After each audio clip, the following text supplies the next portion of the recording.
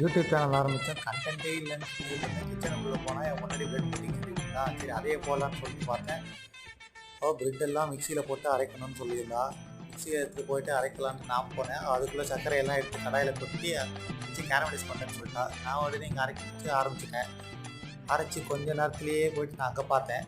அங்கே பார்த்தா சர்க்கரையெல்லாம் கேரமலைஸ் பண்ணிட்டு இருந்தேன். அதுக்கே ரொம்ப நேரம் டைம் எடுத்துருச்சு. அப்புறம் அதெல்லாம் ஒரு பாத்திரத்தில் போட்டு சுற்றிக்கிட்டு இருந்தா. அதுக்கப்புறம் அரைச்சதை வந்து திருப்பி அந்த பாத்திரத்தில் ஊற்றி அப்புறம் கொஞ்ச நேரம் இட்லி சட்டியில் போட்டு வேக வச்சு எடுத்ததுக்கப்புறம் பார்த்தா நாங்கள் ஒன்றுமே பண்ணலைங்க. அதுவாக ஸ்லைஸாக வர ஆரம்பிச்சு. அதை இன்னொரு பாத்திரத்தில் திருப்பி போட்டோம். அதை அப்படி பார்த்தா நல்லா வழவழன்னு அந்த கேரமலைஸோட மழை மாதிரி எப்படி மேலே எல்லாம் இருந்துச்சுங்க. அதை சாப்பிட்டு பார்த்தோன்னே சூப்பராக இருந்துச்சு. இதோடு முடிச்சுக்கிட்டு உங்களை இன்னொரு நாள் சந்திக்கிறோம். பாய் பாய்.